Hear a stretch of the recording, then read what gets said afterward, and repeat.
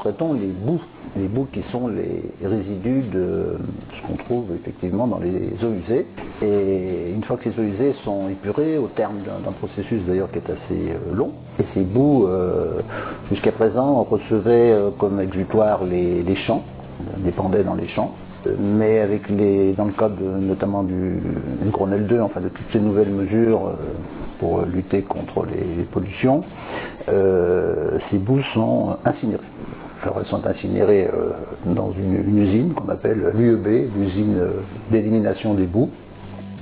2 usines de traitement des eaux usées, une à Boissette et une à Damary.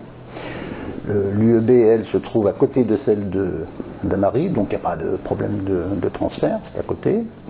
Par contre, les boues qui sont issues de l'usine de Boissette, elles sont transférées à l'UEB par pompage, enfin par poussage exactement, sous la Seine, avec des canalisations qui envoient donc directement, ce qui évite un trafic de camions avec ces boues qui ne sont pas très beaux. Donc derrière moi, la nouvelle unité d'élimination des boues, un bâtiment qui s'intègre dans l'environnement et qui correspond effectivement au thème de l'eau, donc qu'on voulait garder présent sur cette installation. Voilà.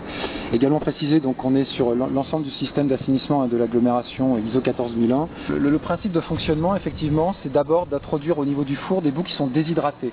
Donc en fait, elles sont déjà en sortie de bassin, elles passent dans une centrifugeuse donc pour être déshydratées à environ 25% de siccité. Et ensuite elles sont introduites effectivement au niveau du four où là elles sont brûlées dans un four qui est à 850 degrés avec un temps de séjour qui est d'environ de 2 secondes. Et donc on récupère effectivement donc des cendres qui pourront donc être utilisées par exemple en remblai routier.